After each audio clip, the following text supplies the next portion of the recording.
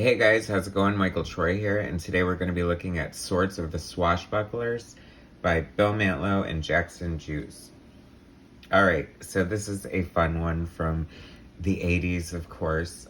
So much better when I do the 80s as opposed to the 90s, So this is 1985. That's like a banner year for comic books. Epic Comics was pretty much like, interestingly enough, it's like Vertigo gets all the credit, but I'd venture to say that Epic Comics was like the mother or father or the parental unit of Vertigo, because it was like creator-owned comics, adult themes, better printing, the whole shebang. I mean, I don't know why I never put that together before. It's obviously probably common knowledge, but Vertigo definitely stands on the shoulders of Epic Comics. So anyway, this series is by Bill Mantlo and Jackson Juice, probably more commonly known as Butch Juice. I swear to God, I think it's pronounced Juice. It looks like Guice. It's Guice, but I, for some reason, I recall reading in an interview that it was pronounced Juice years ago. So, potato, tomato, anyway. So Marvel was doing like these graphic novels, like Remember God Loves, Man Kills, and the Dazzler graphic novel, and the New Mutants debut, and whatever. So one of the graphic novels was Swords of the Swashbucklers, and I really fell in love with the art. I'm not so much into like pirate comics or anything like that, but I really love the art. I feel like Butch, he went by Jackson, and here his real name is Jackson, but his nickname is Butch, so I don't know. He uses both. He's been around forever. I feel like he kind of started, I was thinking about this, and I hate to say this, but he's almost like the poor man's Michael Golden, and it's just because Michael Golden is such a great legend, and I feel like Jackson started out super young in the industry, and when he started out, I believe he was pretty heavily influenced by Michael Golden, and that's a good thing. I mean, a lot of people were. Art Adams was, but you can see some of that in his work. But when he came to this, I feel like he sort of really started to branch out and come into his own. He was inking it himself and doing this really beautiful like hatch work and stuff. So let's take a look at it. There's some great art in here. He went on to do like The Flash, X Factor, just like so many great books that we love are attached to him, and I don't think he gets a ton of credit.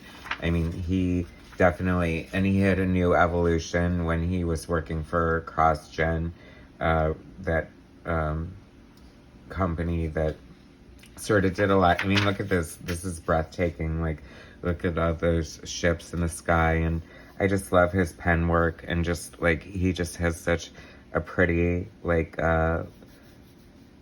he has his own unique sort of cross hatching, and I think that he just really. I wish I had the graphic novel here to flip through first, but God knows where that is at this point when you've moved back and forth so many times over the years. Anyway, but the art was just like really breathtaking in that. But it continues through here, and this is kind of a fun hidden gem of the 80s. I forgot how long it went through. I mean, Epic eventually folded.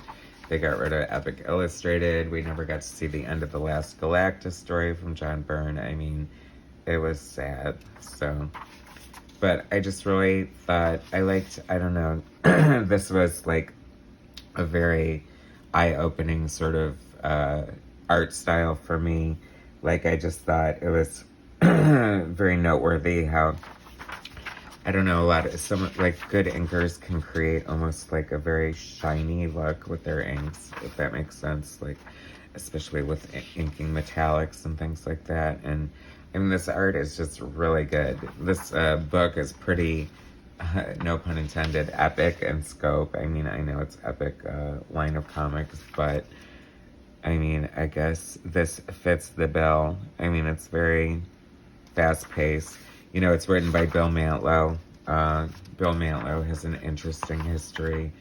It's funny because he was pretty prolific, but in some regards he was considered a hack. He was almost basically accused of stealing Barry Windsor Smith's Hulk idea, which eventually became Monsters, to use for his stories about, Bruce being abused as a child, Bruce Banner. And from what I understand, like, people had seen it, and Mantlo was kind of referencing it, thinking it was supposed to be canon by then. So, I don't know, there's two sides to every story, but I really like Bill Mantlow's Cloak and Dagger. He seems to have written a lot of stuff that I loved in the 80s, so I don't know. And then he wound up getting hit by a car and, just like really suffering for a long time. They finally raised money, perhaps through the Hero Initiative, which helps like, veteran comic artists and stuff with their medical bills if they don't have insurance and stuff, which is great. They need something like that. But anyway, I guess he got some surgeries that he needed and he's doing better than he was, but I'm not sure if that's his current status, but I wish him the best. I mean, I think he definitely earned his place in comic book history for sure. Gorgeous double page spread here. I have to say, so it's written by Bill Mantlo, artist Jackson Juice or Guice, depending on if you want to, I don't know, let me know what you think on that. Lettered by Ken Bruzenak. I love him. Howard Chaykin always uses him. Jason Pearson uses him for body bags.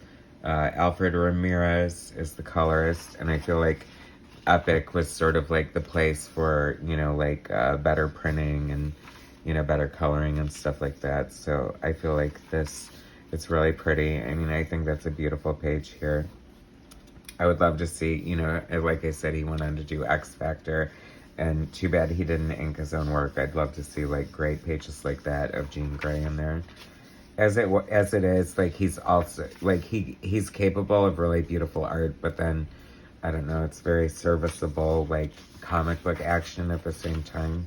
So, you have to, in order to be a good comic book artist, first and foremost, and this is why sometimes the most popular, prolific, or like well-known artists aren't necessarily the prettiest, because they get the job done, they can tell the story, and they have a style that works within a monthly schedule. I mean, this is a lot of hard work. Look at all this. It takes such dedication to be a comic book artist. I don't know, like, like I said, I'm just not, like, a huge fan of a sword and sorcery, sort of swashbuckling. Although, here, just to contradict myself, I love ElfQuest so much. I mean, that was definitely one of the first independent comic books that I ever read, and it was, like, the large black and white format, and I just fell in love with the art and the characters, and it's such a great note in the history of comic books, and I just love ElfQuest. So anyway, but saying that, like, I'm not a huge fan of sword and sorcery. I guess maybe I am. My sister loves, like, the Lord of the Rings trilogy. She watches it, like, over and over again. I don't know how she can possibly do that. Once in my life was enough for me. Love them, but, I don't know if I have the patience for that. Anyway, we're on to issue 3. But, like, I love, like, Joe Madureira's, Battle Chasers, but I'd rather see him draw X-Men or superheroes, just because I guess I'm just, like, a superhero nut. But anyway, I mean, this art, like, look how beautiful that is. Like, this is worth checking out just for the art alone, I think. But it's kind of a fun story.